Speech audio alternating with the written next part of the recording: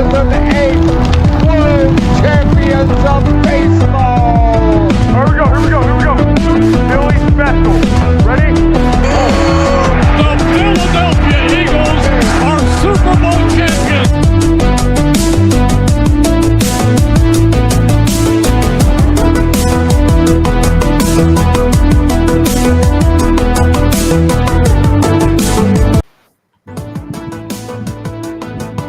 Good evening. It's Thursday, Red October 2nd, 2025. Welcome to a very special edition of the Northeast Philly podcast, brought to you by the Broken Bell Network. Tonight's special episode is a panel discussion on the Phillies playoff run.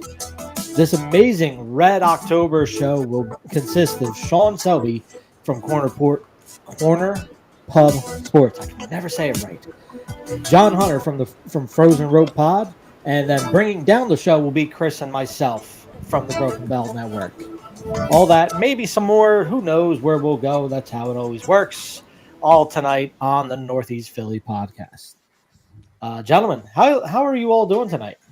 Why am I catching strays? That's what happens. I'm only telling the truth, though.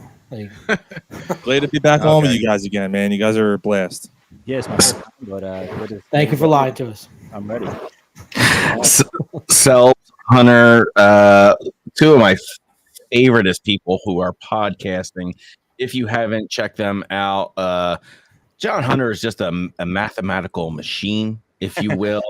He does know how to read stats, and he does know what they mean. Maybe Rob doesn't, but John definitely does. So definitely check out the Frozen Rope podcast. Definitely a blast. And then if you just want to see people get sloppy, drunk while they are going on, and as it gets crazier and crazier, you definitely want to check out at Corner Pub Sports.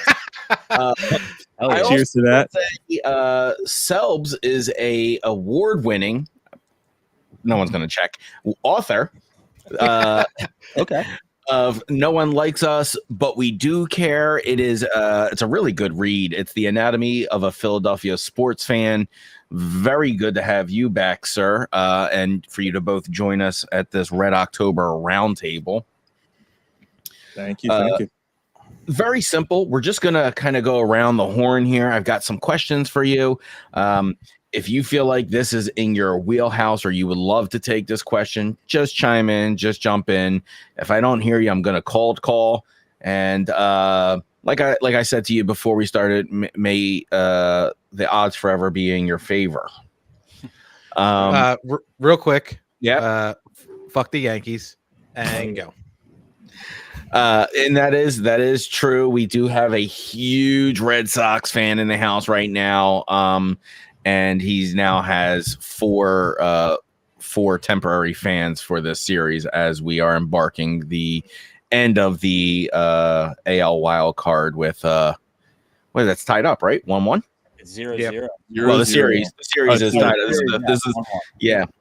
So we're watching. It's going to be a little bit of a defensive game right now, but I'm sure it's going to rip open with a dumb Yankees mistake, which is nice. Oh yeah. But we're really here to talk about the massive clash of the NL Titans. I think this is a huge mashup of contenders here, just considering of where they ended up in the season. As far as there is some real opportunity for both teams to run away with this because of what they are both facing, and we will definitely obviously get into it. But we are just going to obviously kick off what probably is going to dominate the title of the story. It's the Ohtani factor versus the Sanchez anointing, if you will. He became the ace for the Phillies. So game one will be featuring Shohei Ohtani with pitching his postseason debut against the Phillies' recently anointed ace, Christopher Sanchez. So the Phillies have seen Ohtani recently. Is the pressure of Ohtani's postseason debut a bigger variable than the pressure on Sanchez to prove he is a legitimate October ace without the comfort of Wheeler behind him? Yes. Go. Agreed. I mean, it's a good question, but we have to remember, yes, we look at Philadelphia as this, that's a lot of pressure, right? There's a ton of pressure on anyone playing for a Philadelphia team in general. There's a lot of pressure, but Shohei has an entire country that is watching him. He has, there's a lot of different variables with Shohei. The fact that he rises to the occasion is a whole other thing.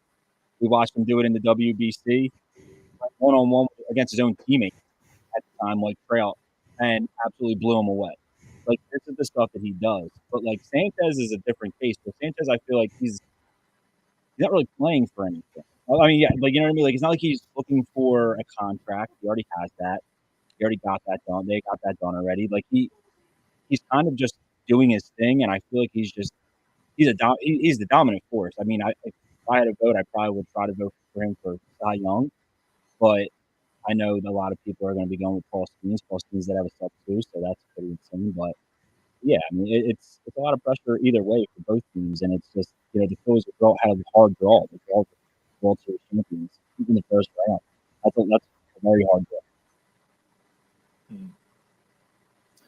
Yeah, I think I do think there's more pressure on Ohtani to perform. They're not paying him the big bucks yet, but they will be. That contract is interesting to say the least, and that's a whole other show.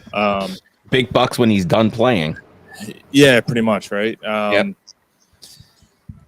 So yeah, I think with the Sanchez situation, I don't think he's going to let the fact that Wheeler's not behind him bother him. I think he's just going to go out and do his thing.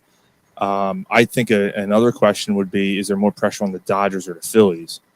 And I actually would go to the opposite side on that. I think there's a lot of pressure on the Phillies because based on the situations they have contracts coming up, Schwarber. We don't know what's going to happen there. Real Muto, other guys, and they're getting older. The guys who are here are getting older. Harper's getting older. There's no guarantee they're going to be back here next year. So, I would like to think there would be. I mean, they have enough talent to do it, but there's no guarantee. I mean, look at teams like the Mets who go out and spend all this money and miss the playoffs. So, which can't be even happier about that, right? But it's kind of a very interesting series. It's going to be a lot of fun, and I think it goes the distance. But I'm sure we'll get to that later. Yeah, I mean, I'm with you. Ohtani, he's like you said, as John pointed out, the country is looking at him. But I also think he puts a lot of pressure on himself watching him play in Philadelphia because the Phillies have, during the regular season at home, have just made him look silly in his at-bats. So, if we can get him looking silly again, we can limit the damage because Mookie Betts is playing out of his mind the last couple of weeks. So, if we can hold Mookie Betts and can contain Ohtani, I think that's a win. I don't know, how many innings they're going to have Ohtani go. Especially if these guys are working the counts early in the innings. But it's going to be a good series, and we'll see. As you alluded to, maybe it does go 5. But I think the pressure is really on Ohtani to perform, just because I know the spotlight was on him last year because it was his first year, but it's really on him now because it's a big market team with Philadelphia. Mm-hmm. Well, yeah. So let me spin that question off for you, JV, because I think I'm touching on Selby's here, and I want you to answer this next question. So this is, I think Sean hit it, a future defining October, right? So you've got several key players, as mentioned, Schwarber, Real Muto, Suarez, even though he is a year away from free agency, and they're talking about not going to arbitration with Bohm. So this team does have it's a critical, obvious October. So which player outside of the NL batting champion, Trey, has the most to gain or lose by this postseason regarding their likelihood of receiving a major contract extension or even a high value offer next year? Do you think Schwarber has already secured that with the way he's played, or is there something someone else has to prove in this postseason? Well, I think Schwarber's earned whatever offers he get. I think he's only just going to raise the price based on how he does this during the offseason or during the postseason. Jesus. However he does over this next couple of series will determine a lot for how much that check is going to be worth. Other than that, I think guys like Bader, who signed a 1 year with the Twins before he got traded here, Marsh, who's coming towards the end. I think those guys that have been the more of the role players for this team are the ones that could benefit the most from it. Even a Kerkering, he hasn't really defined himself in this pitching staff. I think he could really take a step forward and do that if he can show that he can be the 7th or 8th inning guy and just be that guy that gets it to Johan. And then you have some guys like Otto Kemp who could, those rookies that could really step up and show they're the future of this team. But to go back a little bit, I do think there's I think there's more pressure on the Dodgers than anything because of how much they have spent. And, I know they won last year, but they keep increasing their payroll and the pressure is mounting to be the new Yankees. They should be the new Steinbrenner era Yankees, where if you're going to put that ton of money out there, you better bring a three-peat somewhere in there. And so I think that pressure is on the Dodgers to do that. And whereas the Phillies, they know they're getting towards the end of the contracts and they're getting up there in years, and they know the pressure's there for that. But they also got that side of saying, we're old, but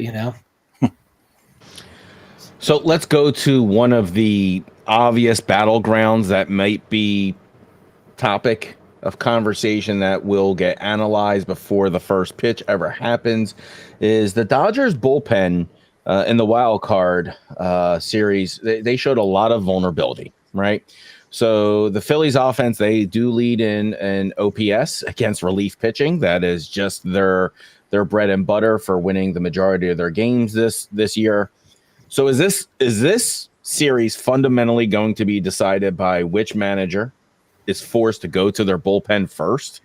And does the addition of Johan Duran give the Phillies a definitive, reliable advantage in those later innings, even though we are extending our bullpen with Walker, Buehler, and Nola? I'll go first. I mean, I think the Phillies have the advantage there. Obviously, it's hitting. Obviously, big time pitching, especially bullpen, always is like a huge thing when it comes to the postseason. You always see someone. I think everyone remembers what 2016 was when and Andrew Miller just absolutely dominated that entire postseason. And like, if he didn't have him, would the Guardians, Indians, would they have been where they were? Probably not. I mean, he was a huge force. So like, when your bullpen's leaking, I mean, right now we saw Roki Sasaki look really good. That was a really nice piece for the Dodgers. I think they really were hoping that they would see him do what he did in the wild card, and that was a huge plus to them, especially as how this first season started for him. And we kind of were just, no one really knew where he was, and it was just it was a really rough first go. And then this postseason, we started to see, like, they just showed him the other night, and he played very well. He looked really good, threw the ball hard, and his stuff was breaking really well. But to answer the whole, I think the Phillies have the advantage overall with the way that they handle themselves. I think the big thing here is the way that Rob Thompson handles everything in general. We've seen him. We saw what happened in 22 when he got a little scared and took out Wheeler, put in Alvarado, and then literally that same at bat is when Alvarez absolutely demolished the ball. I don't even think it landed yet. And it was just an absolute bomb. And the previous, I believe it was 2 or 3 at bats, Wheeler had Alvarez's number. Why not ride the hot hand there? I think that's the stuff now that we're seeing where it's like, okay, we have to hope that Rob Thompson knows how to ride the hot hand at this point, because this is a big year for him. This is a huge year for him. Like, Yeah, I want to can piggyback off that real quick because Garrett Crochet threw 117 pitches the other night. And Max Fried threw 101, and they were like, we're going to take you out now. Like, it's who has the bigger balls at this point. And Roberts has the World Series, just won a World Series, but like for years, everyone was looking at Doc Roberts as if he was an absolute moron. And it's with the little things that they would do, he's not doing what, Kevin Cash did with Blake Snell and taking him out at 70 pitches and because he's afraid to work the third time through. But like, it's stuff like that's going to be the determining factor here in how you handle things. It's how each team handles the bullpens, how they handle, these certain things here. And I think the Phillies are the best team in baseball. This is coming from a Red Sox fan. I do believe they are the best team in baseball. I watch Philly sports talk. Listen to them, and you would think that the Phillies are the worst fucking team in baseball. I'm sorry, I don't know if we can curse on here, but it's. I don't. Sorry for everyone who fucking heard that. We apologize. But like, it's just one of them things where it's like, this isn't last year's team. They didn't limp into the postseason. This team looked very good up until game 162. They had, obviously every team has their issues during the season. Nick Castellanos clearly being one, which I'm sure we'll get into. But like, it's people have to really start giving this Phillies team a lot of credit because they are this is a good damn team. Yeah, just to go off what John's saying, I agree with him. I do think the Phillies have the advantage there. I think their bullpen and the use of the bullpen is going to be vital to them, even having a chance to sniff the World Series. I mean, and obviously it goes and it does fall into Thompson's hands. Just to kind of go off of that for a second, I do think that Thompson learned from some of his mistakes. I hope. We got to remember, 22.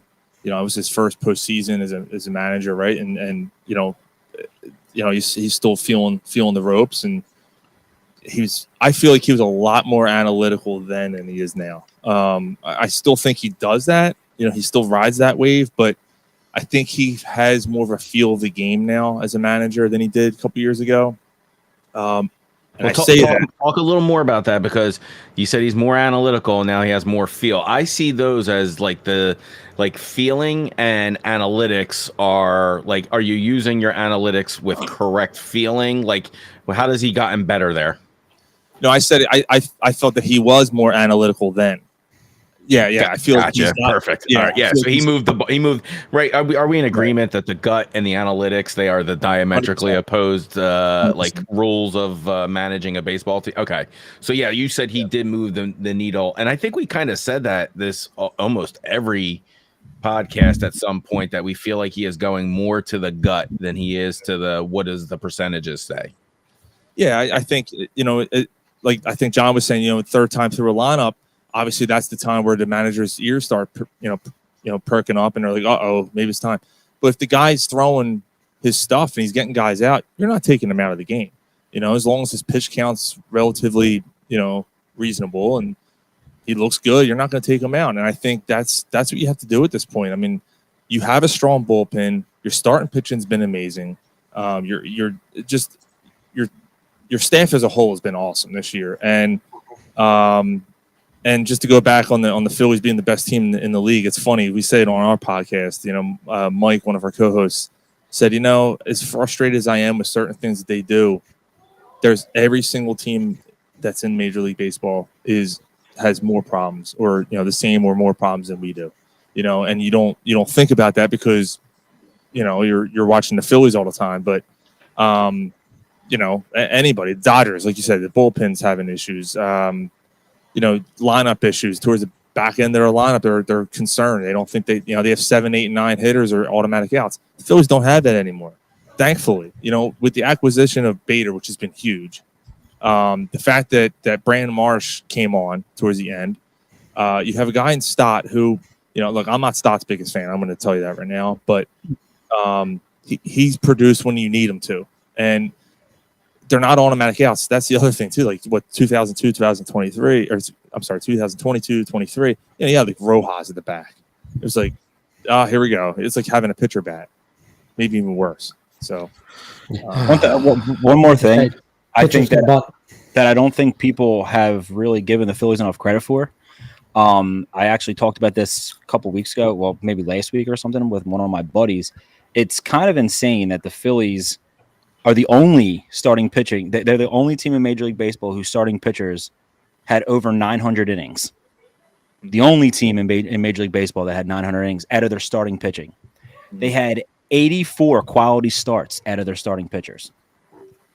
Awesome. The next closest was the Boston Red Sox with 72. So they won. How many games did the Phillies win? 90 what? 96. 96. 96. 96. So they had 84 quality starts. Think about that, where their starters went at least 6 innings and had 3 or less runs given up. That gives you a chance. That gives you a chance every single time you take the field. Yeah. You cannot. That's something that is not talked about nearly enough. That they had over 900 innings in starting pitching innings, and the next closest to them in starting pitching was the Cleveland Guardians with 888. They had 929 and 2/3. They blew them out of the water. Yeah, it's this is why I always appreciate John Hunter, because he's always got the stats. He's the one who got me into the war and all that. You know, I'm the old school baseball guy, like do this, do that, get on base, hit home runs, and do that. But you know, John brought me around. You know, we all had that hatred for Joe Girardi. We just, you know, years ago, and then we just, you know, one of the funniest things I remember is we did a show one time with Mac Elb, and you know, we asked him, does Girardi's Fangraph still stuck on 2021? It was like one of the funniest things that, like, I've ever heard when you talk about Fangraphs, because like I said, we live and die by it now. We live and die by StatCast. But that was one of my favorite things that people used to say too. Joe Girardi's this analytical guy. If he's analytical, he's the dumbest analytical baseball manager of all time. Right? What stats is he looking at? He's not looking at the same ones I'm looking at. I can promise you that. He's got to be dyslexic, because he's looking at MLB The Show. Easy. You don't know them. He's using the stats from MLB The Show easy mode. It's wild, dude. Yankees are up 2-0 in the fourth. Yeah, I know. John, how are you keeping your shit cool right now, bro? I see you twitching. I see the twitchies a little bit. I pray a lot. Yeah, I did. Listen, this is what we want. We want these dumb New York fans to feel like there's like really good hope. I mean, Boston can produce throughout their lineup, right? So it's not like they're stuck and they have to have luck of the order, and so they can have it come from anywhere in their lineup. So this is not all is lost. Yeah. Oh my God. But I would love to shut up these New Yorkers. It will be awesome. Yeah, they're just standing up and just the way they bang on stuff and throw popcorn on people. Look at the jerk off who tried to take the ball out of Mookie Betts' hand last year. He's there. Out of his glove. He was there last. He was there last night. I thought he was banned. He was allowed at the game last night. Oh God! Cool. How is that possible? Cool. Just let you know what you think of New York. That is not catcher's interference, by the way. Let's see. That was a foul tip. That was nowhere. It's a foul tip. Yeah, it's moves. Did they call it a catcher's interference? They tried. They just tried, but it's nowhere near it. No, man. No, his arm didn't go up; it went to the left. Yeah. Yeah, that's stupid. Up and to the left. So many damn angles, and they still get shit wrong all the time. Can't ABS needs ABS? Let's go. Let's go. I know we're talking. I know we're talking player preview, but I want to know your two guys' thoughts on the ABS. Yeah. Did you just watch the Cubs game? By chance? Yeah. Did you see that ball 4 call that was actually called strike 3 on Mookie on Xander Bogaerts? Yeah, so that's my answer on why they need ABS. Ruining actual baseball now. It's no longer where. Yeah. I didn't want it. Human error is a part of the game, but at the same time, it can't be that bad. Like that egregious. Yeah, it's been pitiful. lately. I mean, I don't know. Maybe it's always been this way, and we're just paying more attention to it because we felt like it was coming, and maybe we're like, all right, this is why they got to get rid of it. I don't know. Maybe we're in that mindset, but it's not good. You thought the days of having Cowboy West and these other guys out of there was going to help, and it's just gotten worse. It's pretty bad. So I said it on our show a couple of times. No, it's whatchamacallit? Wells. Yeah. So on our Hall of Fame Club podcast, we do a dummy of the week, and when they announced the ABS was coming officially next year, I flat out said it that the umpires and the umpire association are the dummies of the week for that, because you could see it on the horizon and did nothing to get better. Mm-hmm. Did not come out and say we're holding these guys accountable. If you're below a 95%, you got to go through some kind of training. We're doing this X amount of training with these guys to solidify a strike zone, all that stuff. They did none of that. They just kept doing what they were doing, and it wasn't good enough. And it got, like you said, Sean, it got worse. And I hate saying that it's coming, but there's no one to blame but the umpires. If you look, so there's a scorecard guy who's on Twitter. I don't know if you guys have umpire. I've caught him a couple of times. Yeah, there's like one or two guys who do it, and then just right there, strike zone, right there. Like, so they have the scorecard that everyone sees, and then both guys are heavily followed. So umpires are heavily scrutinized by that. So the umpires themselves have their own scorecards, and their scorecards read that they're 97 or better %, where like our scorecard, like the guy who does it on Twitter, has them at like 90. So there's like a 7% discrepancy between what they look at as a strike or what they look at as correct calls. Or, I think they got told they were given 4 inches off each side of the plate. That's a lot. This on big league level. That's a lot. So it's funny. Wait, so 4 inches is big? Yeah, that's on each side. So, my wife is very happy then. So Cowboy Joe West was actually on a podcast. It was actually, I believe it was actually Carrabis's when he was still doing starting 9 for Barstool. And he was on there, was right, and he went off and was talking about this. Like, to be honest, everyone hates Joe West. That podcast, the episode, actually kind of made me like him. I thought he was kind of like the way he talked and the way he went about it. Like, he just kind of let his shit out there. And he was like, listen, I understand where they're coming from. He's like, but what everyone needs to realize is that box isn't real that you're looking at on TV. So he's like, what we see at 99 miles per hour is like, you try judging that and then telling me, like, we see it on TV. Like, so like there are parts where I agree with them, where it's like, okay, but like at that point, if a human can't catch 100 miles per hour, we have to do something about that then. Yeah, because it wasn't that long ago they started putting that box on the telecasts. Yeah, so and less than a decade now. There's some, I believe it's the S Network, the Yankees. They don't even have one. They got rid of the box. A couple of broadcasts do now. Yeah, I believe Nesson got rid of it for the Red Sox for like a season, and then everyone complained about it, so they brought it back. So, and that's what I told like Keith and Jeremy. I was always say, I was like, if you don't want the StatCast, then you got to take the box off the TV. Yeah, because everyone lives and dies by it. Yeah. Well, I also said this, right? So now my argument for years has been I want the best product out there. All right, I want a superior product and all of those things. And if the limitation is human error, it's not the best product. No. Now, is it a part of the game? Sure. Yeah. But now your number one sponsors is gambling. And a game shouldn't come down to that another person made the call that made you lose a lot of money, because then that brings everything else into doubt. And now I'm not saying anything nefarious, but the Black Sox was a real thing. Right. Mm-hmm.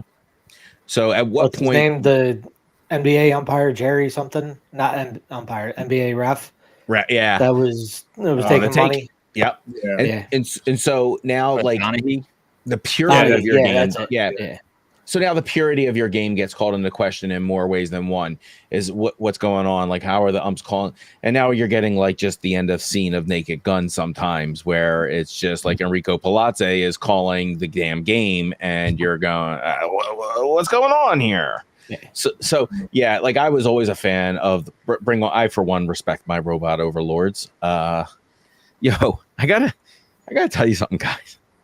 The craziest thing happened to me this morning. So I tell Google to do everything in my house, like turn on the lights, do this, change it, and I can tell it right now to change the color of these lights in my ceiling, and it'll do it, which is awesome. This morning, I ask it, as always, just to turn on my living room lights, and it says to me, "Oh, good morning" to my favorite person. Now there's 4 other people who live in my house, and I immediately thought to myself, A, you shouldn't have a favorite anything. Like, yeah, why do you have a personality, right? And then I thought immediately twice that I'm glad I'm your favorite person, because the robot machines, when they do take over, I will be like, I don't know, I'm just on their side. So there's whatever that thing is coming from in the sky. You see that there's like something coming, and they're not sure. They weren't sure what it is. But Shut up. Like October 25th, they said we're going to actually see it. Like the red shit's coming. We can't identify. No, you got to, like, I don't even give a shit about this round table no more. Tell me what's happening, John. One moment. Let me. I want to live my life like it doesn't matter anymore. So it's Arnold. It's Arnold from the future. They told people to start planning their vacations before October 25th. Plan your vacation. Get down to the Bahamas. Get down to the Bahamas. We've got great pina coladas. Sorry, that was not good. All right. I want to see Bad Bunny. Anyway. Is he wrestling again? He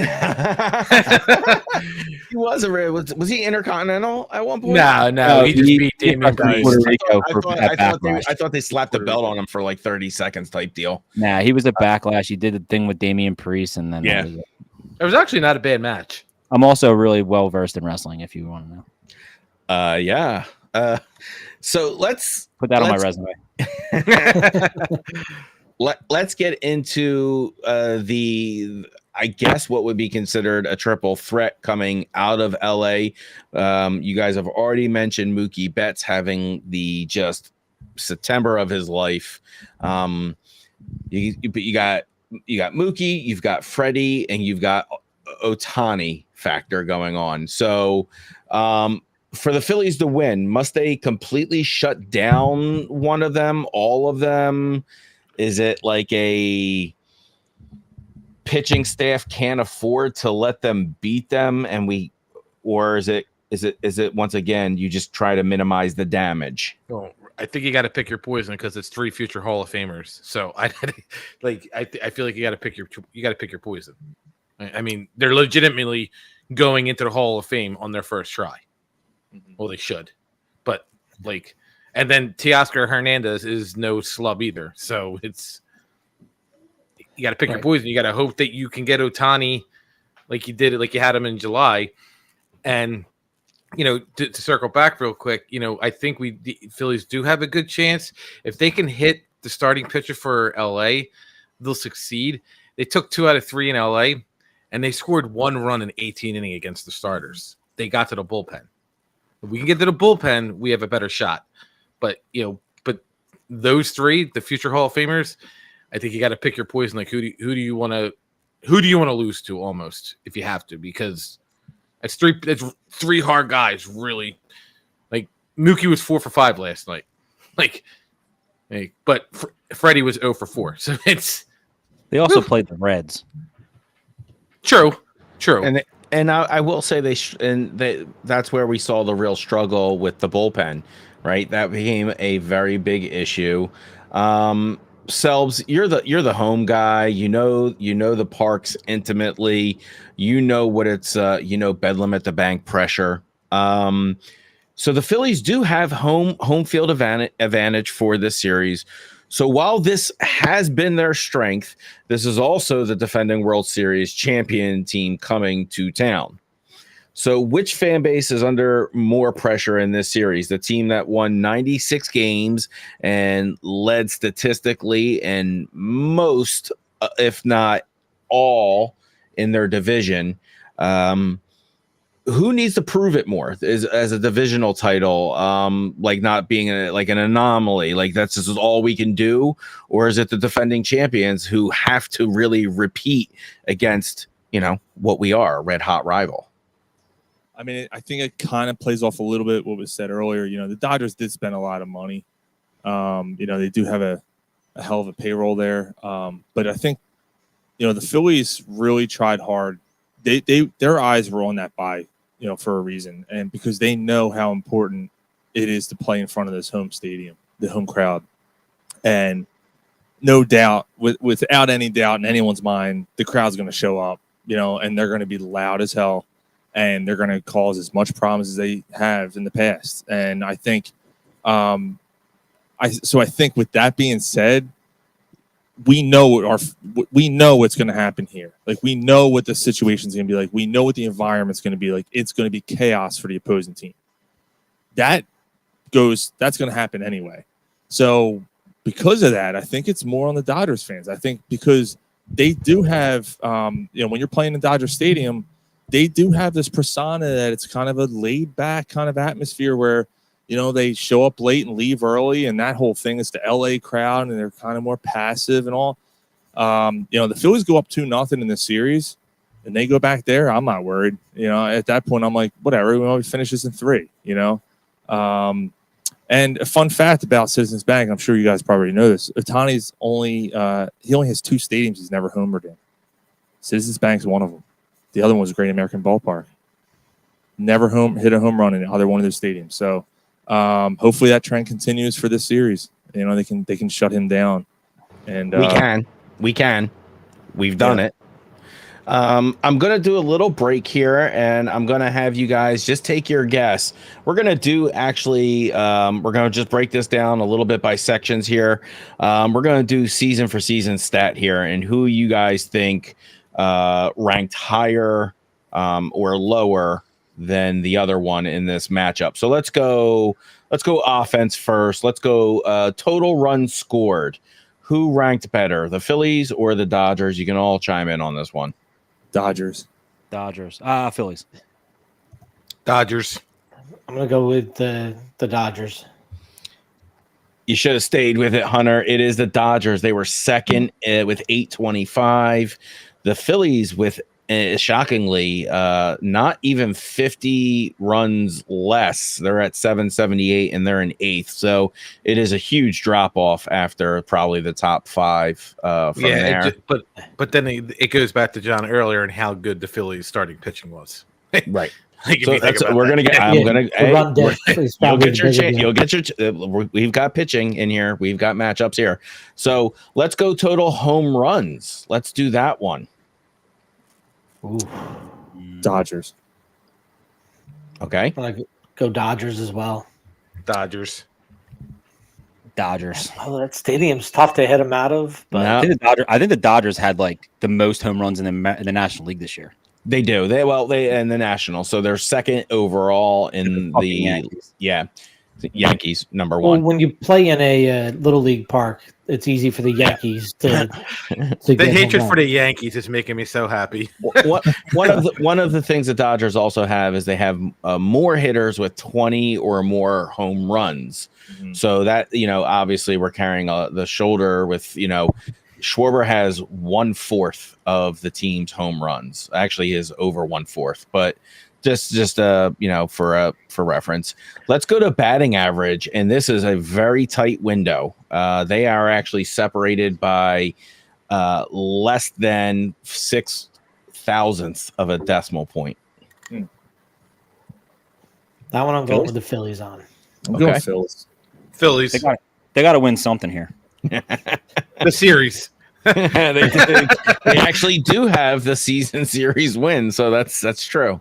And that is true. It is the Phillies with a 258 team batting average and 253 for the Dodgers in 6th place. So they were only four places off there. This Second one might place. At 258. At 258. God. That's Yeah, I it's know, just right? John knows. Jesus Christ. We can actually have John talk for an hour how batting average is the shittiest thing you can ever possibly look at. It's not that it doesn't matter. It's just It's not in my top 5 of what I would look for in a good hitting team. Well, But- so like right. real quick. So like I always sit there and say the year that whatever Schwarber hit the 40-some home runs and he had all those walks and he batted like 190. I said, you take half those walks and you make them singles, he's batting 250. So that's like where like One of the funniest stats that year was there was a guy that I became really good friends with, Amadio Gracio. He used to do like a thing on Twitter where it would be like the ratio of singles to homers for Schwarber. Like for every single, he would have like 2 homers. Like it would just like it would never like he would homer twice, get a single, homer twice again. Like it would never be consistent. It was extremely consistent with that. At the end of the season, I think he only had like 3 more homers than he did singles. Like it was a wild number like that. It wasn't his first year with the Phillies, right? It was like something crazy. Like the amount of hits he had ended up mostly being singles or home runs, and that was it. He actually was the epitome of a 3 true outcome hitter, where they homer, walk, or strike out. Like he was the epitome of the 3 true outcomes. It's crazy. Yeah, I still love him. I think it's just him. Him slimming down was a huge difference at his approach at the plate. I wanted him back in Boston. He was Kyle from Waltham for a half a season. It was great. Since Cincinnati can't have him, you guys definitely can't. He still runs like Ted from the teddy bear. It's Ted from the little guy. Shit, my turn. OPS. This one they are actually pretty much, for all intents and purposes, tied. But there is a clear winner if you're looking at numbers. It's got to be the Dodgers. I would think the Dodgers. I know they had a higher WRC plus, which would kind of play to an OPS, I guess. But I'm gonna go Phillies only because of the batting average thing, and I think they just I don't know because they took a lot of pitches, getting on base a lot, and all. I'm gonna go Phillies. I'm staying with the Dodgers as well. I think they were better at putting in the doubles and leading with the home runs to get the slugging side of that on their side. I think it doesn't matter. Here's the second place and third place is what they both were respectively with a 770 and a 761. Wow. It's dead even, but the Dodgers do come out on top there. Wild. These probably are the 2 best teams in baseball. Yeah. Right. And unfortunately, you have to watch them in the National League Divisional Series. Yeah. Right. Because that's the expanded right. Your expanded postseason has now done that. Which, don't get me wrong, at first I thought 45% of the MLB making the playoffs was terrible, but then when I realized, giving more teams that for loaded divisions is the only way. It's a Band-Aid on a major wound. Mm-hmm. So it's the best way to fix it for those less unfortunate teams that are in stacked divisions. Mm-hmm. And it made a hell of a weekend for baseball, and it got us all to see the Mets announcers cry over the Marlins. Look at them acting like they won the World Series. Keith Hernandez, are you boo-hooing? Keith Hernandez should not be a Hall of Famer for those who think he should. No. Oh, God, no. He's just so bad. Scumbag. Let's go into pitching now. Let's go into which team has the more total strikeouts. I'm gonna go Phillies just because I know Sanchez and Luzardo and even Ranger. I mean, obviously Wheeler had it. Like they were striking out 10 at a time at a clip. I know Luzardo was. Okay. Let's just ignore Yamamoto, Snell, and Ohtani. Okay, cool. Let's just do that. You're right. Why would we? Yamamoto is actually probably going to finish second in Cy Young this year. I know. As much as people want to think, and I'm one of them who thinks that Sanchez deserves to get his just, rights there. He deserves it. Yamamoto had an insane season this year. I don't know if it's as good. I don't really know if it's as good as Sanchez's, but Yamamoto is nasty this year. Yeah, but By the way, I'm going with Dodgers. I go with I'm going back to your thing. Like people are going to look at it as the 12-8 record, and they need to not look at that. Like, there's more to it than a team having a 12-8, a person having a 12-8 record. Wins and losses don't matter for pitchers. That's why dumbest out of all time, especially in today's game. If that was a record you looked at, Paul Skeens would be a terrible pitcher, and he's not. You can't argue that. If this was 1904, sure, because pitchers, there was no bullpen. They just kind of ran their arms to the ground. We're in a time now where guys go 5 innings, and now you're going to give them a win or a loss. Kind of fucked up. Right. I remember seeing a stat not that long ago about Nolan Ryan and his number of no hitters. I think they would have like 3 more no hitters if they stopped counting at the 9th inning. He lost no hitters in the 10th and the 11th innings. One of my favorite stats ever is that he had 7 no hitters, and Roger Clemens had 7 Cy Youngs. Roger Clemens didn't have any no hitters, and whatchamacallit didn't have any Cy Young. Nolan Ryan didn't have any Cy Youngs. Cy Young, yeah. So they just literally had the opposites of each other. That's so wild. And one juiced and one didn't. Allegedly. Yeah. Allegedly. Allegedly. Let's go into the water in Texas. Let's stick on the topic of pitching. Who do you think had a better opponent average against? Well, who had more strikeouts? I'm sorry, I did tell you, but you just must not have heard me that I said it was definitely the Dodgers, and they were in first place, and the Phillies were in third. Paul Skeens was in second. Again, though, these teams and Paul Skeens himself neck and neck. every stat, it's third, second, fourth, third. They're right there with each other, man. It's crazy. Yeah. Right. Dodgers do have, I think, a slight edge. They do have, I think, a higher miss bat rate, which is like, what do we, like that's where they're really getting, that core strikeout from. They put guys, they have some nastier sequences that I think that just comes with the, these Japanese pitchers, man. They play the head game all the way. Mark Pryor has been incredible there as their pitching coach. I'm sure everyone remembers he was one of the most dominant college pitchers when he played. He went to the pros. He wasn't a bad pro either. Obviously, he played with the Cubs. Injuries. Very good there. Yeah, injuries. Him and Matt Clement, they were a really good number one. They were a good 1 and 2 at one point. Then you throw in Zambrano and Kerry Wood with them. They were a decent squad back in the day. But Pryor was always that guy that everyone looked at like, this guy's legit. Like they thought he was going to be the next big thing, and I'm glad he's getting, his time there, and he's showing he's passing on what the greatness that he actually had and the knowledge of baseball and the pitching side of it, pitch shapes, stuff like that we don't, as baseball fans, we don't always think about and how much that matters to a starting pitcher. But Mark Pryor's done a great job with that staff there. Do you guys think Clayton Kershaw going to the bullpen is the right move for him, considering his history of just epic playoff fuck-ups throughout his entire career? Do you think this is a good psychological lift for Los Angeles to put him there in that position? Or is it just a good space for is it just a trap for Dave Roberts to do that, where Rob can take advantage of how we just rake over those bullpen guys? I think it's kind of like the idea of having Nola in the bullpen. Like, it's that fear factor of having a starter that's been, like, throughout most of his career has been dominant and been a great pitcher.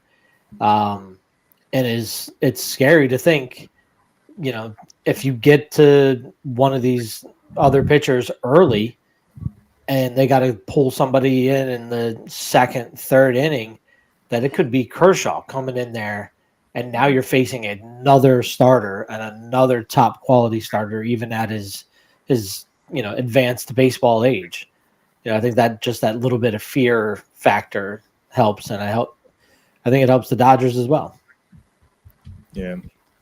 No, I tend to agree with Air big time. That's just another weapon. And again, I mean, where were they going to put him? And as far as the rotation goes, I mean, the rotation's been so good this year. I don't really see a spot for him except for maybe not even mop-up duty, obviously, but a long relief guy or sixth inning guy where he can pitch. He can give you 3 innings to get to your closer. That's kind of scary. But like you said, he's struggled in the playoffs in the past.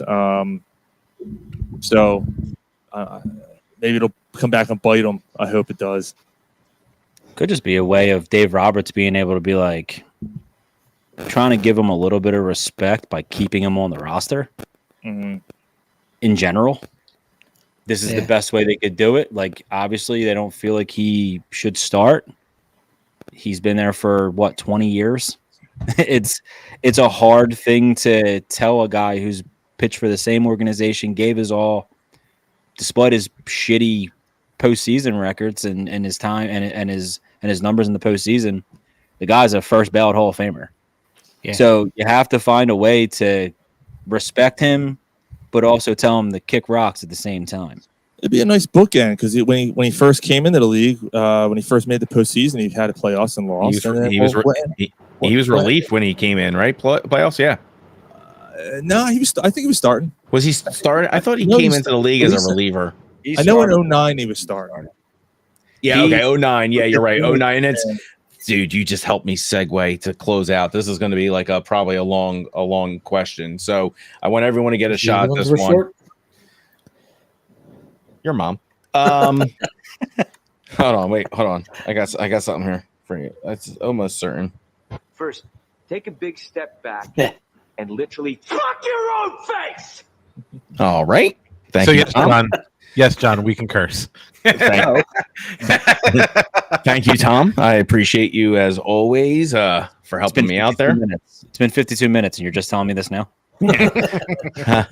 So this is the first Phillies post season again with facing up against the Dodgers since 2009, as Sean just mentioned. The 2008 team was known for its consistent grind throughout the year. We had those guys who could fill the bottom of the lineup with your Shane Victorinos. But this 2025 team is known for its extreme highs. Sanchez coming, and just having a stud year, Schwarber's home runs. But it, comes with the frustrating slumps we have watched.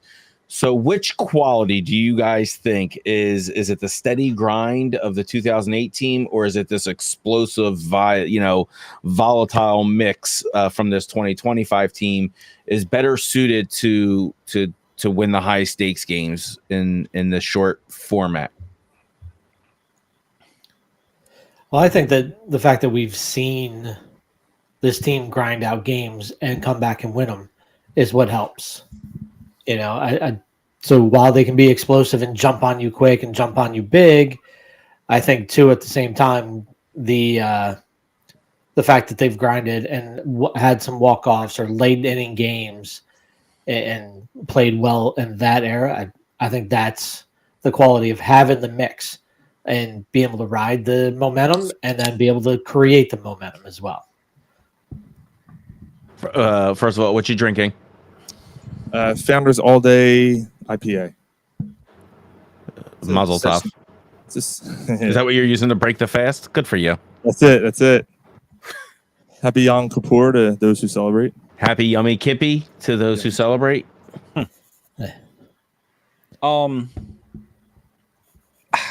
It's obviously we saw that 08 team win it. So it's kind of hard to say like this is like that. Like, how would I say that way's wrong, or not wrong, but like that way's not the best, just the better way or the good way, because we actually did see them win it with that format and the way that they played. This team, though, I feel like is more seasoned than that team. Yes, that team did win the World Series in 08, but 07 was the first time they got back there. This team has been battling since 2020 or 2021, 2022 to get to this point. And this isn't all this season really is all or nothing. They have to do it now. This is their best opportunity to do it. They don't have the young starting pitchers. Well, they do, but he's not up yet. They have Sanchez, but they're most likely losing Suarez this year. Who knows what's going to happen with JT? Who knows what's going to happen with Schwarber? I think Schwarber stays, but I think Cassie goes before Schwarber. In a deal of some sort. Yeah, but like here's another thing with that. How do you sell him?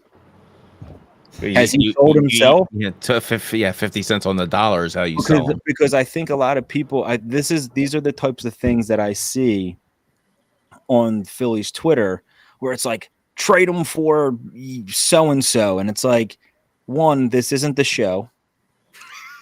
We're gonna start there. This isn't the show. That's the number one thing. Two, the guy's still owed a lot of money. Yeah. He's a 50 cents, but he's 50 cents on the dollar, John. You know that, right? Remember, yes, but listen, 3, other teams know what he's doing. The Philadelphia way of trading is always as if people think that no one else is watching what the Phillies are doing. Right. Like, oh, let's trade Edmundo Sosa for Mike Trout. Like, no, they know he's a backup infielder. You guys are the only ones who are making it as if no one else is watching you. So, like, they see his poor attitude. They see the shit that everyone is looking at. I enjoy Nick Castellanos. I think he's hilarious. I love the way he handles the media. I think it's hilarious when he pretty much tells them to go fuck themselves during the day. And they have zero clue how to handle it. It's funny because he's probably the most Philly guy in that locker room, but everyone in Philly hates him. Mm-hmm. It's actually hilarious, to be honest. It's you know what it is? It's like Philly media doesn't know how to handle him. Sean, who was the crazy goalie that we got? Briz. Briz go off. That was another one that the Philly sports media didn't know how to handle that psychotic person. They don't know how to. That's the thing. They don't know how to handle a guy who's like just like that. Like he is so Philly, it's unreal. Sarcastic, dry, that dry humor, that whole, he's like a guy you would see like in the corner of South Philly, like, hey, it's Nicky C over there, hey, Yeah, and he's like, hey, how about you go fuck yourself? How about go fuck yourself? Right. Hey, Nicky, go fuck yourself. Don't come over here. Don't talk to me. I don't want to say. And he looks and goes, how about you go fuck your mother? You know what I mean? It's like one of them type of deals. It's like he's that guy. Is it a whiz win or a whiz win out? And that, as a matter of fact, he's the type of dude doesn't even give you a second shot. As soon as he walks in and goes, this cocksucker, as loud as you can hear it. And here, listen, there's a lot of guys who I am friendly with who have a friendly relationship with him. Like, so, and they have told me how good of a dude he is. So like, I know what he is. Like, he's a real motherfucker, and everyone hates the fact of how real he is. Like, yes, he's good.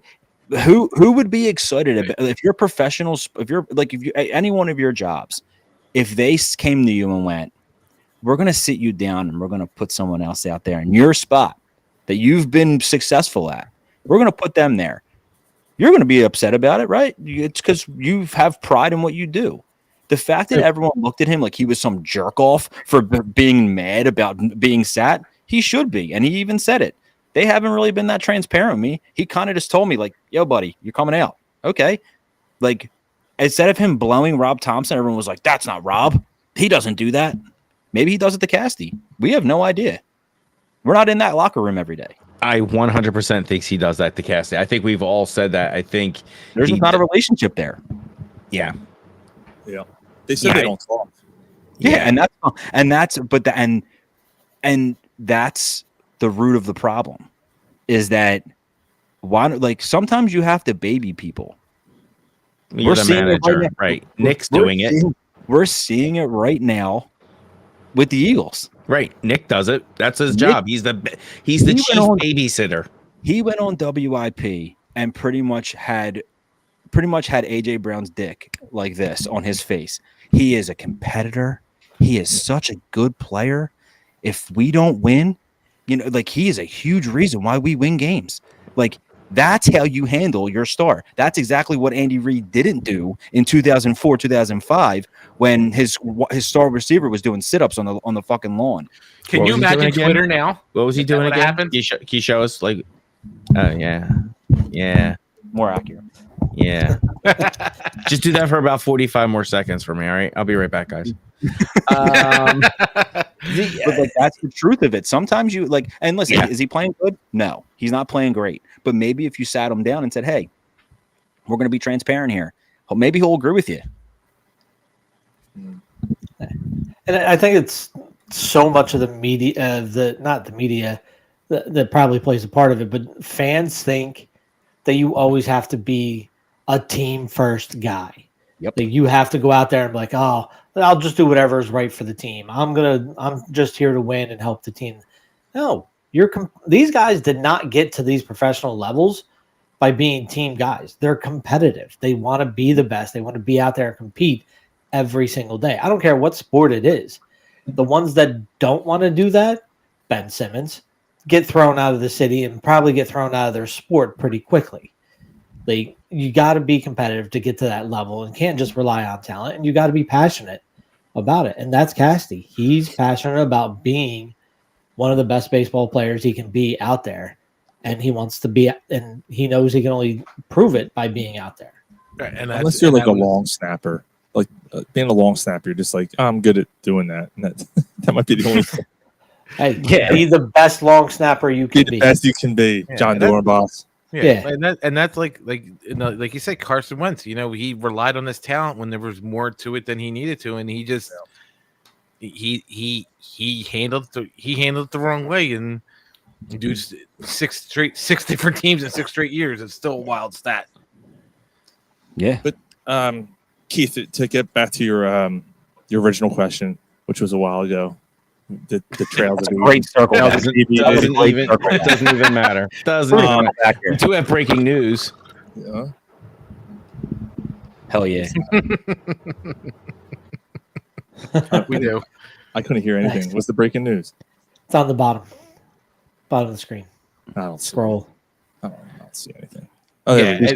Well, that's the thing. It's like, people sit there like now you have like real quick. You have people New England. Oh my God, we're getting AJ Brown.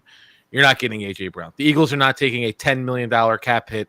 It's like an $85 million cap hit or something. And then it's like 27 and then another one. Like, it's not happening. Like, it's not. But go back, Sean. Go ahead.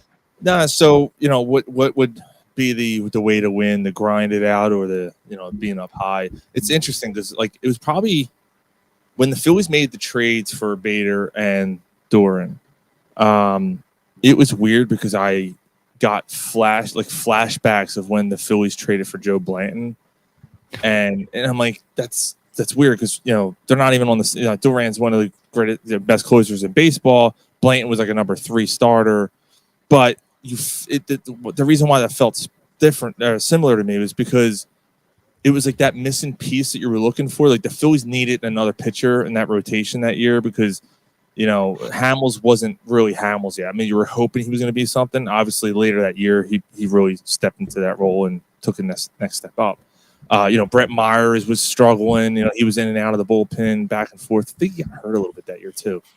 And he had 48-year-old Jamie Moyer, right? So, you needed that piece. So the similarities started kind of creeping in my head, and I started thinking about that lineup against this lineup. And you have a catalyst who starts off the game, with when Turner was healthy, and you had J-Roll, right? It was like similar there. Number 3, number 4, you had a lot of pop there. You have that here. So there was a lot of similarities there. Both teams were good defensive teams. This team, especially in the outfield, since the acquisition of Bader. I mean, Bader and Morris back out there is pretty good. It's a pretty damn good tandem there. Best catcher in baseball. Carlos Ruiz was a great defensive catcher. Third base, same thing. I mean, look, Pedro Feliz might have been better with the glove, honestly. He was a really good defensive player. But, Bone's probably a better hitter. So there's a lot of similarities. And then I'm thinking that the major strength of that team and this team was the back end of the bullpen. The Phillies don't win the World Series without, what JC Ramiro. Those guys did. Exactly. Yeah. Even, my buddy Scott Air jumping in there and shutting the door when he needed to. Anyone they called upon, Ryan Madsen. Chad Durbin. Was Chad Durbin on that team? Chad Durbin. Yeah. 100%. I mean, and obviously Brad Lidge was just amazing that year. So I just look at that and I go, Phillies have that this year.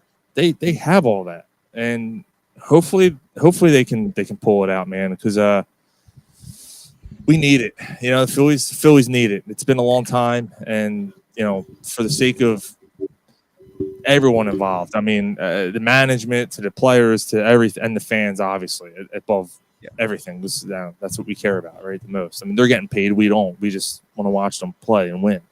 And no one's cheering harder for them than we are. But we need this, man. We need them to especially to beat the Dodgers. That'd be awesome. And then take on the Padres or the Brewers. Brewers, right? Yeah. We can take those teams, man. Let's go. Let's go. All right. So I got a question for everybody. Why do you want the Phillies to win the World Series this year? If you could boil it down to one thing, why would you want the Phillies to win the World Series this year? I know it's harder for John because because the Red Sox didn't. Yeah. That's all right. Softball for him. Nah, I can give more than that. They're a good.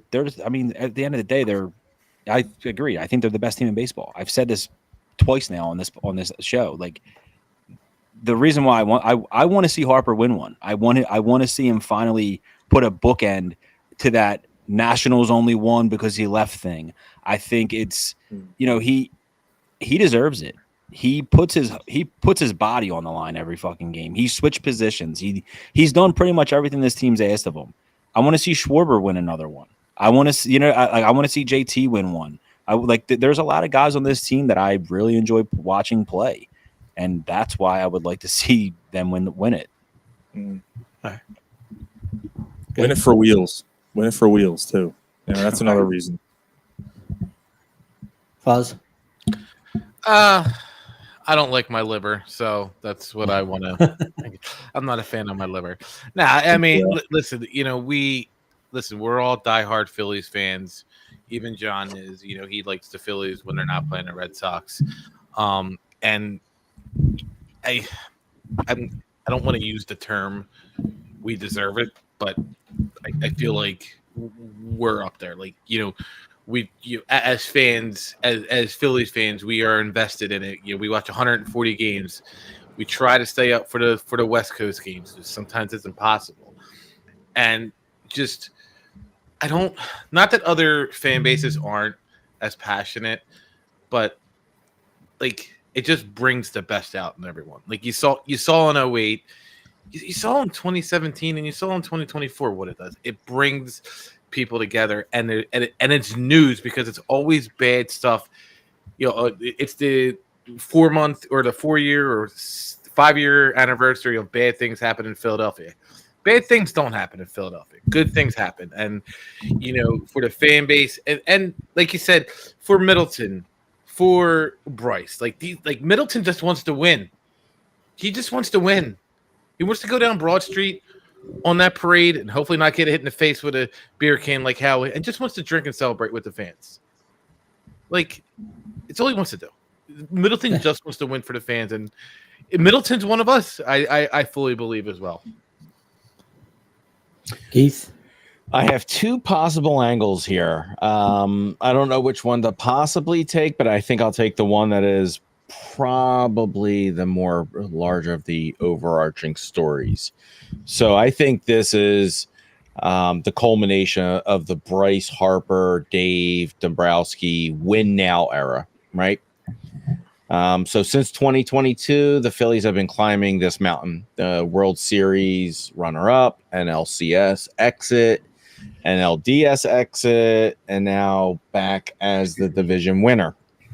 So I think this year the pressure is at its absolute peak, especially with, as we mentioned, you've got major players like Schwarber, Real Muto, Ranger. They're all facing potential free agency. And then there's just other contract talks that we haven't gotten into, like the arbitration. But this could be the last dance for this specific core. So I think a championship would validate every high cost signing, every trade, fulfill the promise that was made when Harper arrived. So I do think if they don't win it all, do we look back and say this incredible roster underperformed? I mean, it's a good argument that we could say that, because by all intents and purposes, there is only one thing this team should be doing, and that's getting us a World Series championship. Yeah, Sean, I 100% agree with that. I mean, it's really a high pressure point for these guys. If they don't win it, you're really soured on them. You're not quite at Sixers level with them, but you're probably at McNabb Eagles era with them, where you're like, they just can't get it done. They just can't get it done. If they do win it, just hear me out. If they do win it and they don't re-sign Schwarber, and they can't re-sign him for whatever reason, they let him walk. I'm not going to say you feel great about it, but you feel a certain way, like, all right, well, at least we got one while he was here, right? Like, it sucks. It's going to sting. But at the same time, a waste of money. Right, you're going to see that banner and you go, all right, you know what? He got us a ring. He got us a banner in the outfield. So I feel about Jason Worth. It sucks he had to go, but I understand, and I clapped every time he went up to bat wearing a Nationals uniform. Yeah, I mean, yeah, it would really sting. It would sting even more if they don't win it and he walks. So, I just, in my gut, man, it's really weird. I've been like, the season started, I was cautiously optimistic. Then the season started and felt okay, but then I started to see holes, and you're like, I don't know. Around June, I started kind of losing hope a little bit.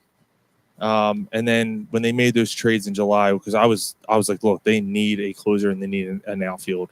Like, they need someone in the outfield to help out. I didn't think Harrison Bader was going to make that much of an impact as he has. But making those trades propelled my interest right back up, and they played really well down the stretch as compared to last year. Someone mentioned earlier, I don't know if it was Jay, I don't know, Keith, I think, said something about them limping in. And yeah, last year it was like I knew they weren't going to go anywhere. Oh, you said it, John? Yeah, I knew they weren't going to make it last year. I was like, they just don't have it. They lost all their steam after that London series last year for whatever reason. But this year, sub 500. Yep. Yeah, it was horrible. And they only looked good because they started off with a 750 winning record almost leading up to the London series. They would have missed.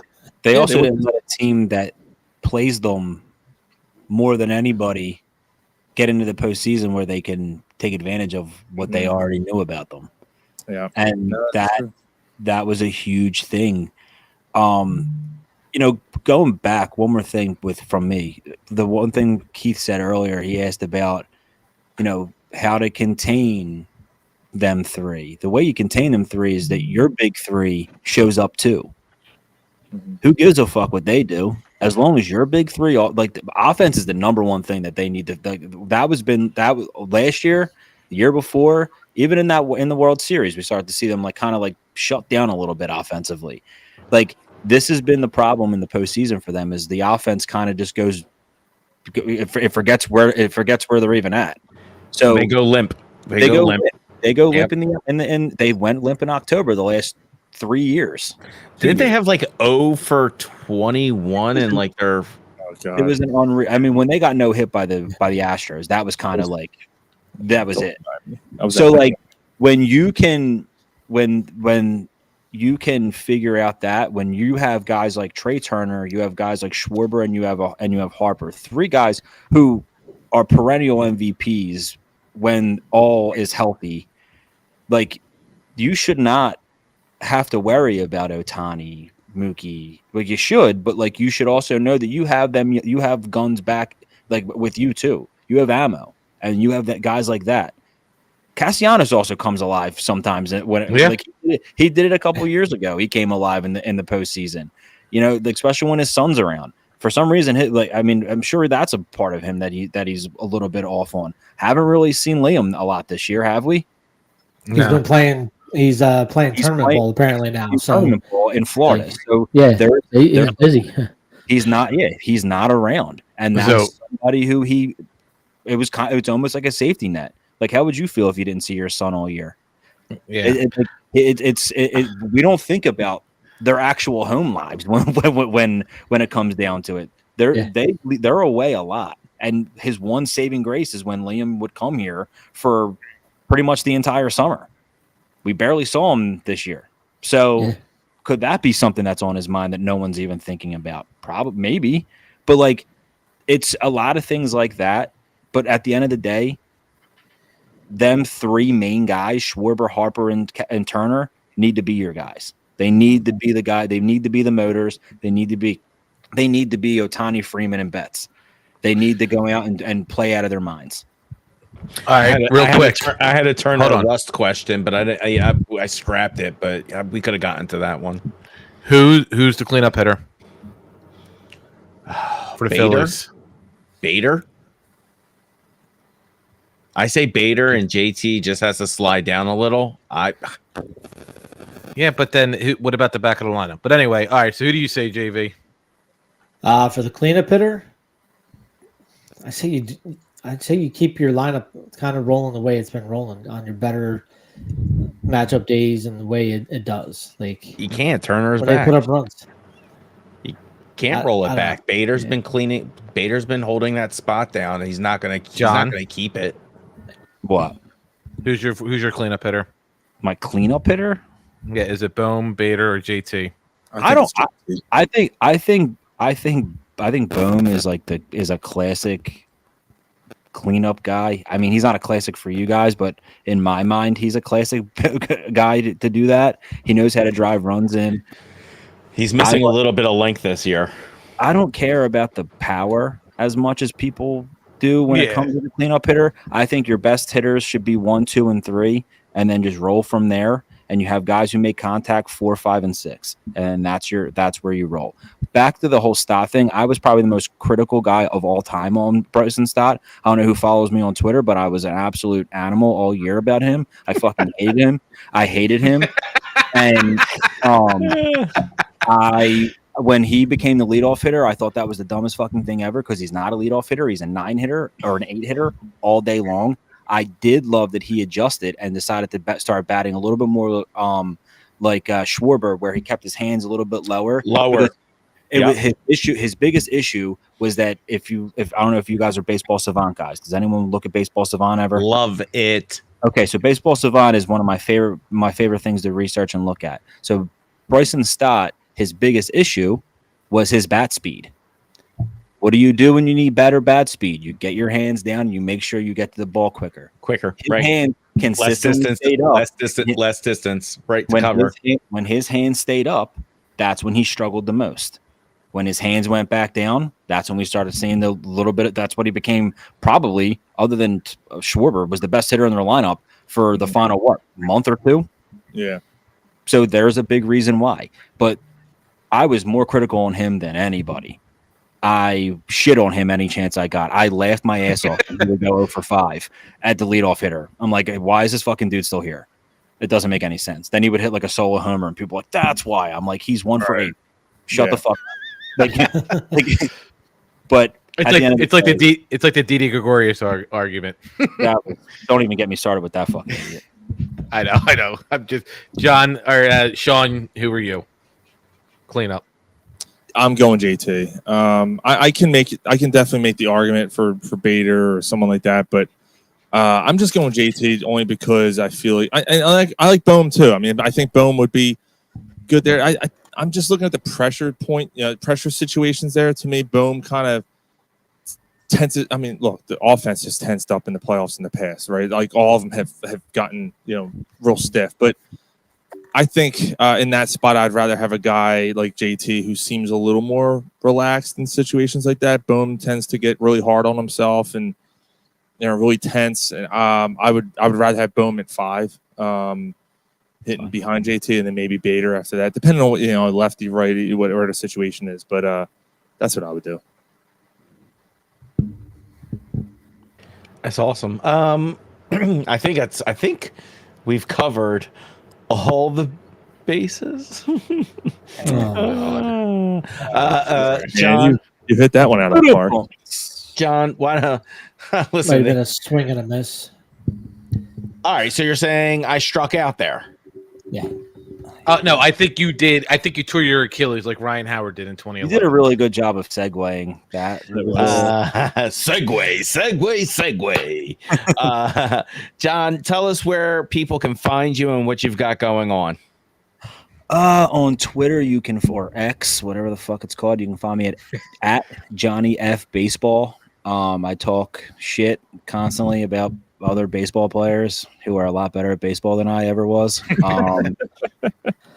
But I do have good points, so there's about that. And then you did win a championship as a kid.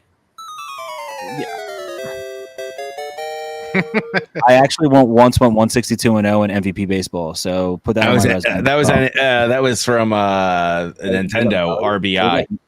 That was RBI. I never played in it. Wow. That was RBI. That was one. That was just a skinny, medium, and fat guy batting, right? That was it. It was like the rip off of hockey. Yeah, ice hockey. Yeah. Yep.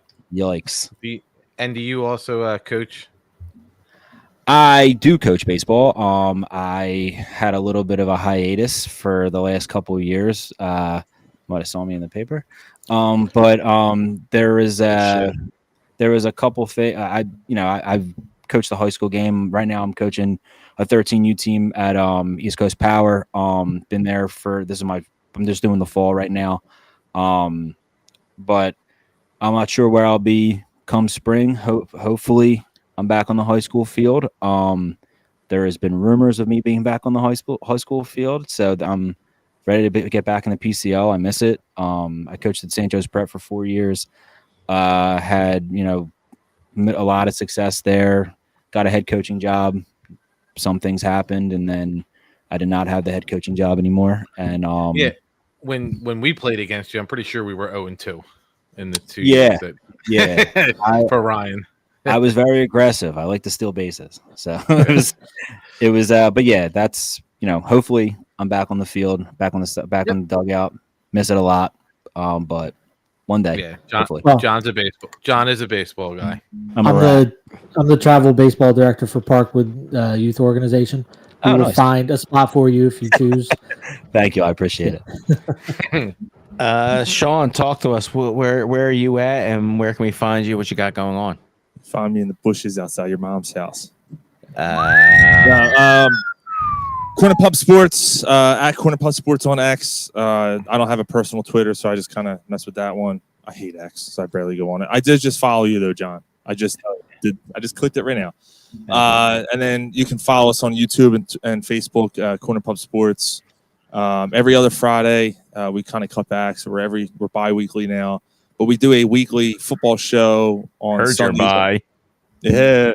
At 11 o'clock in the morning on Sundays, called Pre-Gaming at the Corner Pub, which is just basically giving you fantasy advice and some betting advice, which I'm not good at. Apparently this year I'm 4-8 in my picks this year, which is absolutely horrible. Yeah, it's bad.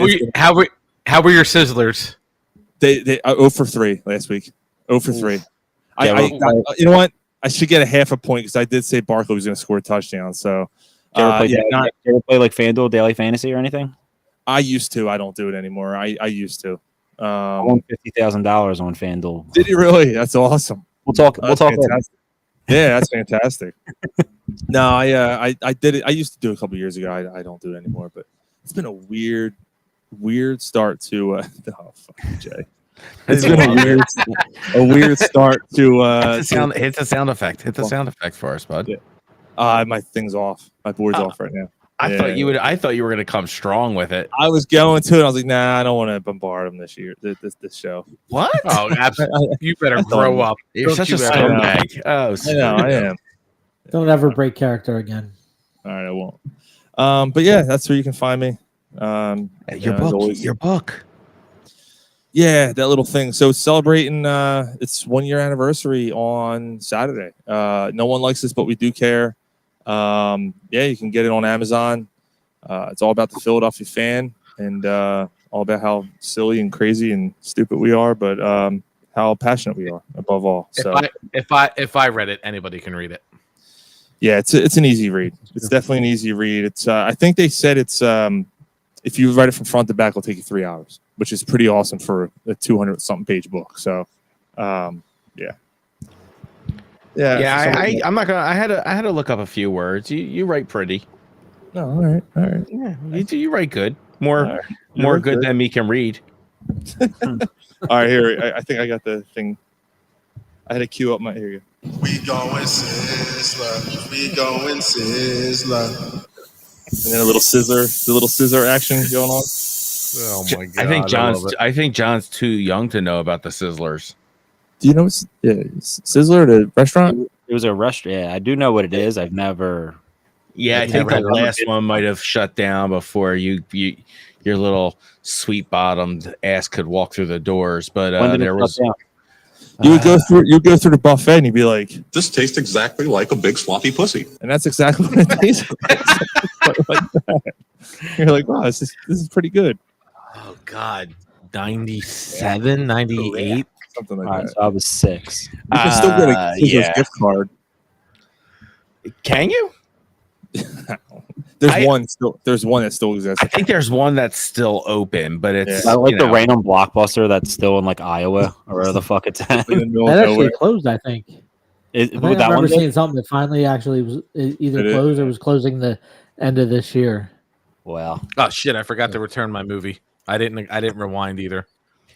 Fuck me where I stink. I guess no, they're not getting that one back. Oh man, you gotta be quick for these. Sizzler didn't actually apply for bankruptcy protection until 2020. I just love their story. Netflix came up to them and they're like, "Hey, you want to get in on this?" They're like, "Nah, we think we understand the movie business. We're okay." Isn't Netflix about to buy Warner Brothers?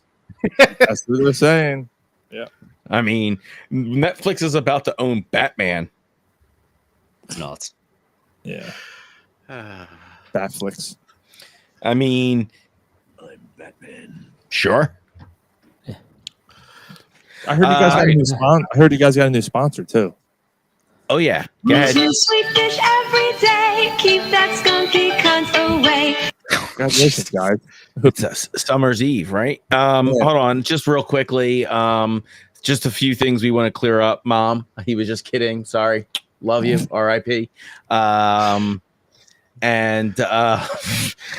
If you haven't subscribed to either one of these gentlemen, Hunter is just a stat fiend, and I hate how right he generally is. Because he's done his research and he is one of those fellas who's forgotten more about baseball than you'll ever know. And Selbs is, well, he's special. He doesn't have a beard. I don't have a beard. I can't grow, man. Can't grow. What is that? I can grow goatee like a motherfucker. I can't grow a full beard, man. What's going on? Like, is it it's all patchy. Is it patchy? Yeah. I'll see what I can do. I'll see what if the No Shave November is coming up. Why don't you give it a go and just call it for that? All right, maybe I'll do that. I'll try that. I mean, I was trying on. You have kids. Yeah. At first, I thought you were doing like the General Mustard thing, but it's gray, right? Yeah, that's gray. This right here is I shaved it down. Like, is that his chin or is that gray? Because I would like for you to just shave just the chin part and just leave the rest of it. That would it's doing it itself, really. But this has been like since I was like 25. It started doing it. It's not like this is of 20 years of it looking sort of like what the hell's going on. But no, this is it's not. I mean, I can. At one point, I had that. Didn't I have that chumpy down mid chest, guys? Did you really? It was pretty long, yeah. Yeah, he wasn't allowed. He wasn't allowed on a plane. I got stopped. I got stopped often. But then once I said, "Yo, what's up?" They're like, "Oh, how you doing, buddy?" Thanks a lot, Bin Laden. Yeah. Yeah, they heard the Philly on me, and then I'm walking through with a blonde hair, blue eyed boy. It's what are we talking about here? They're like, "Oh, he's good, he's good, he's good." No, then he ended up on a different list and stopped for a different reason. It's not like my livelihood depends on you guys. Not joking about it, but I really do appreciate it. Thank you. I'm still waiting for you to hit the goddamn lottery. JV, are you taking us out? Sure. Thanks, guys, for joining us tonight on the Northeast Philly podcast. We really appreciate you coming in for this special episode. Next week on the Broken Belt Network, we will wrap up whatever games have been played by the Phillies for the playoffs on Tuesday with the Hall of Fame Club podcast. The Philly podcast will be back next week as well, talking about the Eagles, and keep an eye out for more Northeast Philly podcasts coming down the line as the Philly season wraps up. With all that, again, thank you everybody for joining us tonight. Check out all the socials, YouTube, Twitter, all of them. We're there. We're probably not making sense when we do it, so hopefully you have fun. That's it. Thank you. Have a good night. Have a great one, guys. The Philadelphia Phillies are 2008 World Champions.